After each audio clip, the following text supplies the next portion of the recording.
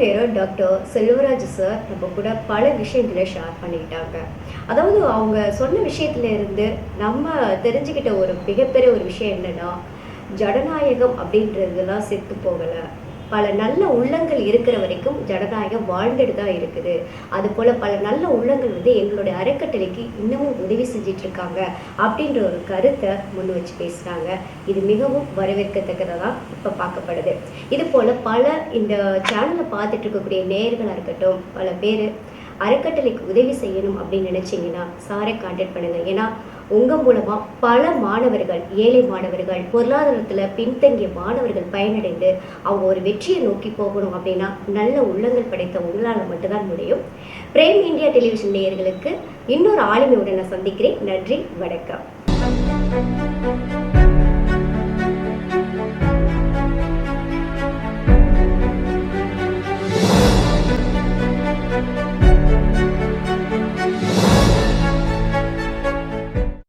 நம்ம இன்ஸ்டியூட்டில் நிறைய ஸ்டூடெண்ட்ஸ் படிக்க வந்துட்டு இருக்காங்க. அப்படிங்கும்போது இப்போது இன்னும் நிறைய ஸ்டூடெண்ட்ஸ் வர்றதுக்கான இது பார்த்துட்டு தான் இருக்கிறோம். ஸோ கேஆர்டிசி இன்ஸ்டியூட் தரமான இன்ஸ்டியூட் எங்கே இருக்குது அப்படின்னு பார்த்து வரக்கூடிய நிலைமையில தான் இப்போ இருக்கக்கூடிய ஸ்டூடெண்ட்ஸ்லாம் இருக்காங்க.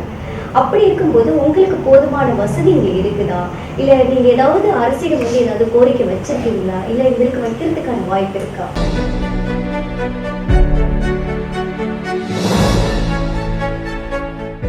நல்ல சரியான கேள்வி. அதாவது இன்றைக்கி தன்னிறைவு நாங்கள் பெறக்கூடிய அளவில் நாங்கள் இல்லை. நாங்கள் பிறர் இடத்துல உதவியை கேட்கக்கூடிய சூழ்நிலையில் தான் நாங்கள் இருக்கிறோம். இருந்தாலும் எங்களுடைய முயற்சியால் நாங்கள் இதுவரையிலும் எங்களுடைய சொந்த நிதி உதவியை கொண்டு தான் செய்திருக்கிறோம்.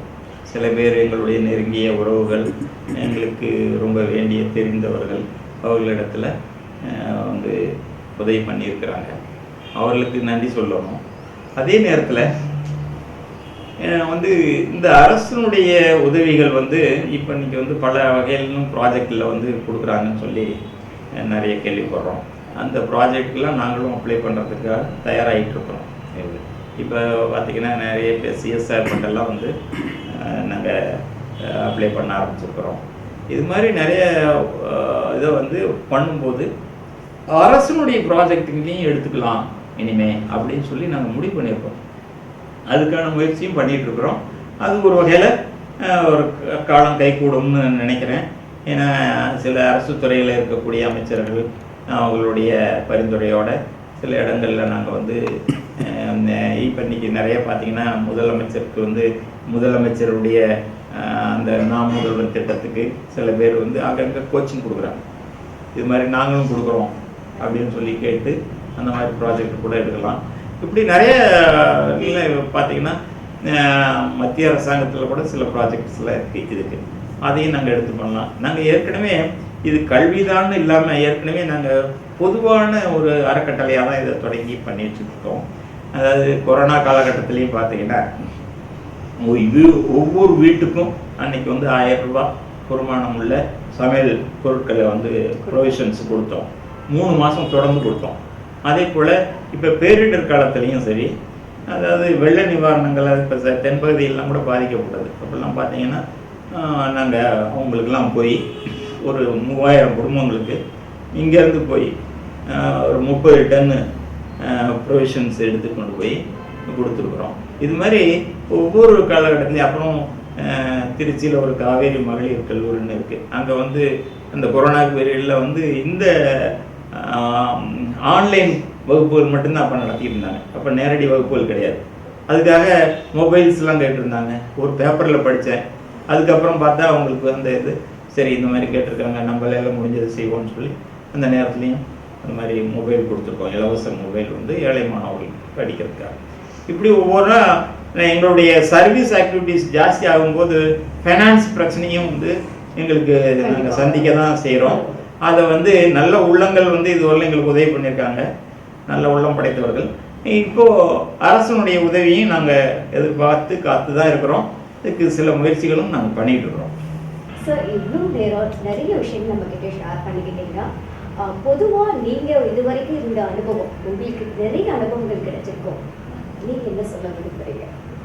ஒரு வர்த்தக உலகத்தில் நம்ம வாழ்ந்துட்டு இருக்கோம். எல்லாமே போட்டிங்கிற இடத்துக்கு வந்தாச்சு. இந்த சூழ்நிலையில் இந்த வர்த்தக உலகத்தில் போட்டி போடுறதுங்கிறது இலவசத்தை வச்சுக்கிட்டு நம்ம வந்து போட்டி போட்டுருக்கோம். இலவசங்கிறத ஜென்ரலாகவே யாருமே இலவசமாக இருக்குது அதை என்னது பண்ணிட போகிறாங்க அப்படிங்கிற நினைப்பு தான் இருக்கும். பட் அதில் வந்து நாங்கள் அந்த மாதிரி இருக்கக்கூடாது. நம்ம கஷ்டப்பட்டால் நம்ம பிள்ளைகளை எப்படி நம்ம வந்து படிக்க வைக்கிறோமோ அதை போல் இந்த பிள்ளைகளுடைய இவங்கெல்லாம் கூட நம்ம பிள்ளைகள் தான். கிராமப்புற மாணவர்கள்னாலும் ஏழை மாணவர்கள், பொருளாதாரத்தில் பின்தங்கியவர்கள், ஒடுக்கப்பட்டவர்கள், தாழ்த்தப்பட்டவர்கள், யாராக இருந்தாலும் பிரச்சாது நாங்கள் ஜாதி மதம் மொழியில் இதெல்லாம் பார்க்கல. நாங்கள் எல்லாத்துக்குமான ஒரு திறந்த ஒரு இதாக தான் நம்ம நடத்திக்கிட்டு இருக்கிறோம். அந்த வகையில் அவர்களுக்கு உதவி செய்யக்கூடிய நல்ல உள்ளங்கள் இன்றைக்கி வந்து நிறைய பேர் இருக்கவும் செய்கிறாங்க. அவங்களையும் நம்ம நோக்கி பயணம் பண்ணுறோம்.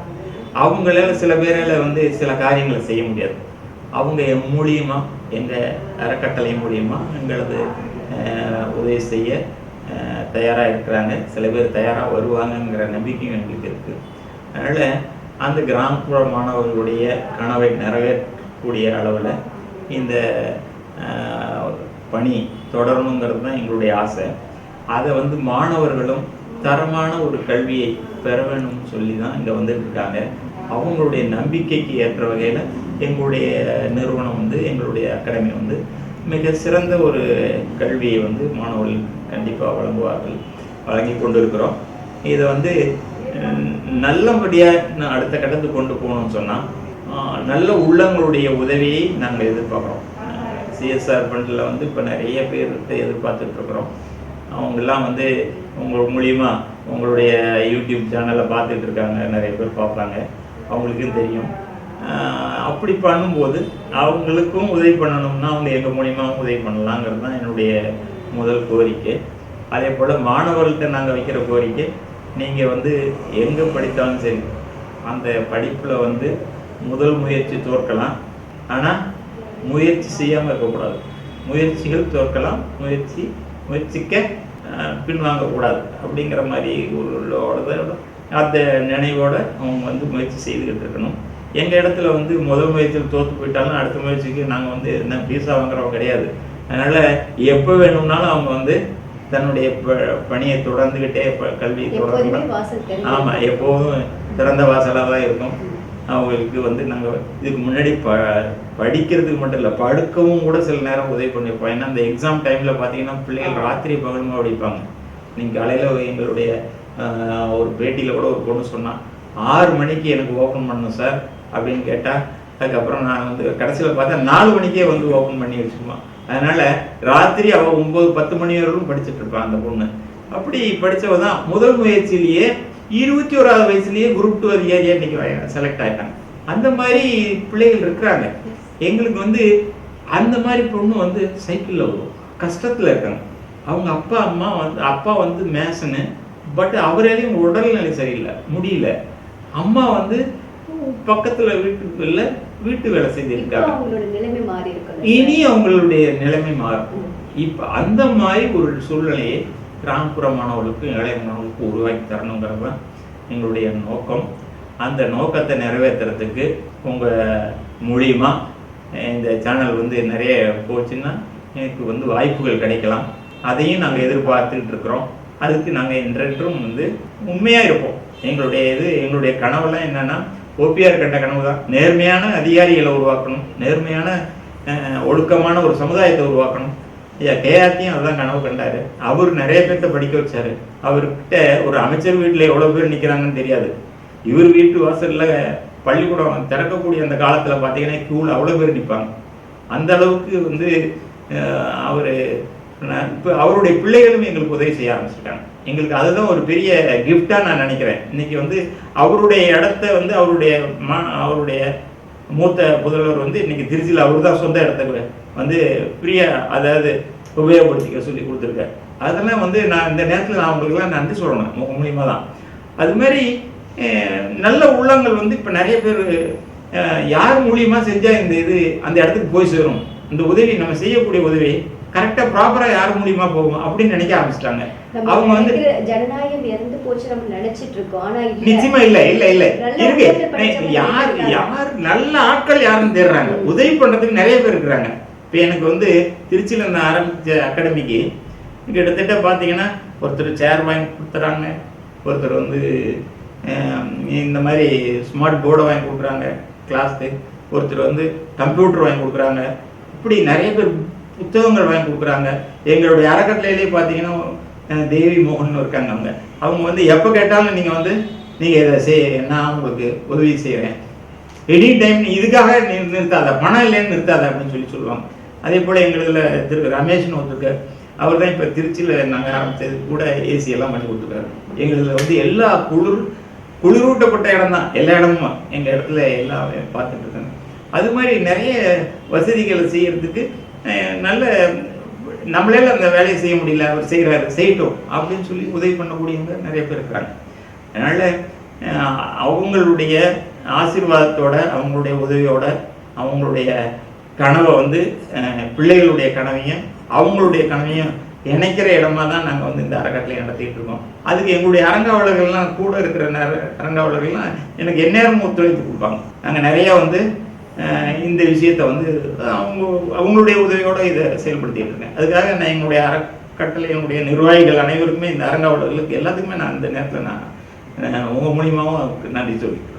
இவ்வளோ நேரம் டாக்டர் செல்வராஜ் சார் நம்ம கூட பல விஷயங்களை ஷேர் பண்ணிக்கிட்டாங்க. அதாவது அவங்க சொன்ன விஷயத்துல இருந்து நம்ம தெரிஞ்சுக்கிட்ட ஒரு மிகப்பெரிய ஒரு விஷயம் என்னன்னா, ஜனநாயகம் அப்படின்றதுலாம் செத்து போகலை. பல நல்ல உள்ளங்கள் இருக்கிற வரைக்கும் ஜனநாயகம் வாழ்ந்துட்டு தான் இருக்குது. அது போல் பல நல்ல உள்ளங்கள் வந்து எங்களுடைய அறக்கட்டளைக்கு இன்னமும் உதவி செஞ்சிட்டு இருக்காங்க அப்படின்ற ஒரு கருத்தை முன் வச்சு பேசுகிறாங்க. இது மிகவும் வரவேற்கத்தக்கதாக இப்போ பார்க்கப்படுது. இது போல் பல இந்த சேனலை பார்த்துட்டு இருக்கக்கூடிய நேயர்களாக இருக்கட்டும், பல பேர் அறக்கட்டளைக்கு உதவி செய்யணும் அப்படின்னு நினச்சிங்கன்னா சாரை கான்டாக்ட் பண்ணுங்கள். ஏன்னா உங்கள் மூலமாக பல மாணவர்கள், ஏழை மாணவர்கள், பொருளாதாரத்தில் பின்தங்கிய மாணவர்கள் பயனடைந்து அவங்க ஒரு வெற்றியை நோக்கி போகணும் அப்படின்னா நல்ல உள்ளங்கள் படைத்த உங்களால் மட்டும்தான் முடியும். பிரேம் இந்தியா டெலிவிஷன் நேயர்களுக்கு இன்னொரு ஆளுமையுடன் நான் சந்திக்கிறேன். நன்றி, வணக்கம்.